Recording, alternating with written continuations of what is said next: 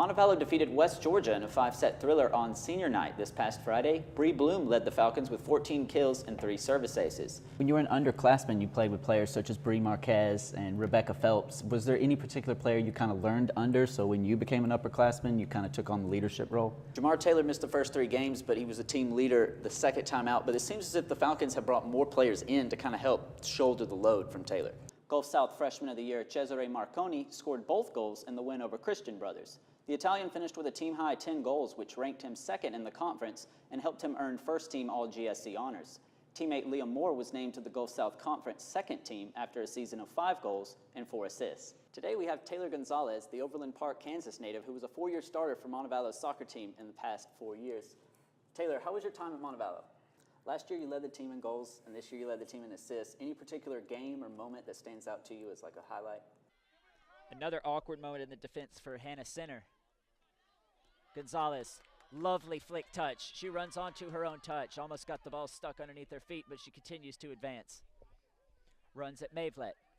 One step over, cuts inside, works it onto her right foot, and has an effort. Oh, what an effort.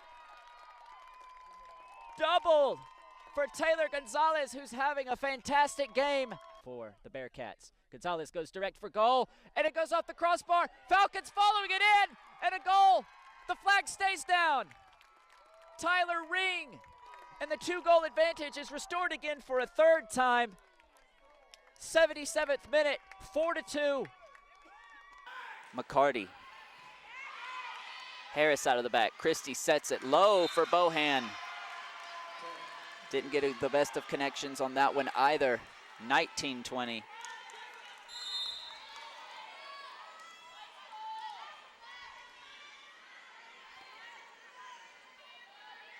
McCarty, powerful. See if Masoner can be the link between the defense and the offense. Grace Harris puts it over. Merritt. King sets it up for McCarty, who's having a field day on this left side. 1 point away from clinching a second set. As much preparation went into the Anthony Ford Pond Hockey Classic at Spring Lake Park, some things remain unplanned for. The tournament's been going great. We weren't expecting any snow today, but we're dealing with it. Players of all skills were present and split into 5 different brackets. Yeah, we have different divisions for different age groups. Each groups are competitive and they have fun, so that's what it's about. Some teams came into the tournament with experience. We've been playing together for probably 5 years, actually, playing a couple different tournaments. And while his team haven't enjoyed good results, it hasn't dampened Dobie's spirits. We've lost both games, but it's a good time. There's a lot of good teams here, but it's fun. Team Ramrod prepares a change of tactics going into a knockout game. Yeah, we're going to try scoring some goals from now on, see how that goes. If not, we'll resort back to our old ways.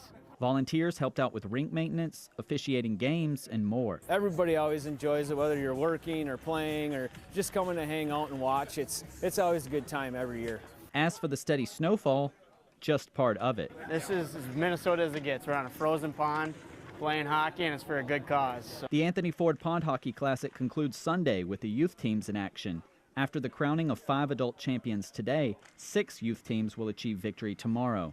In North Mankato, Alex Tejada, KEYC News 12.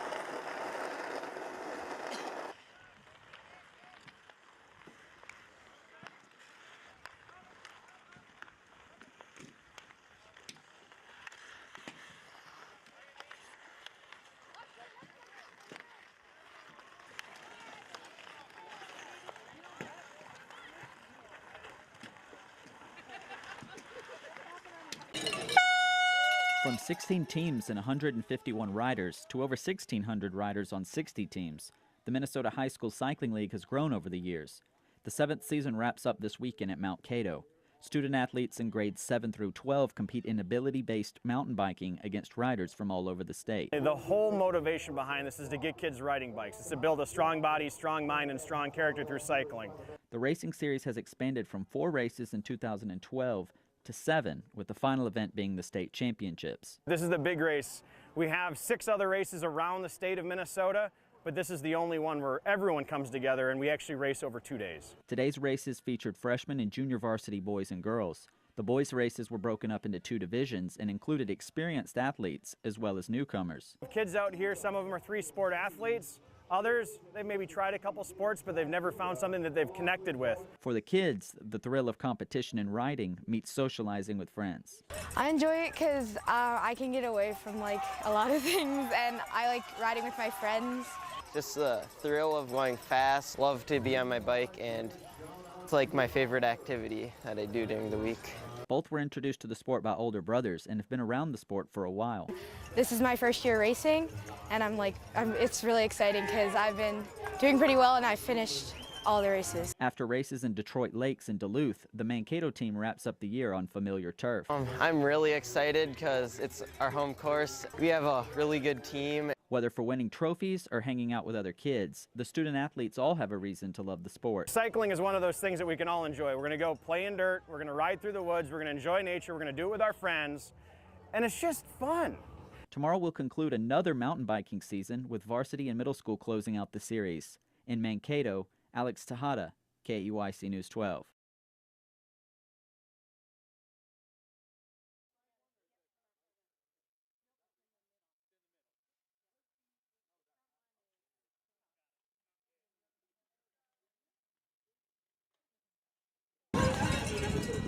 Thousands of runners and thousands more spectators.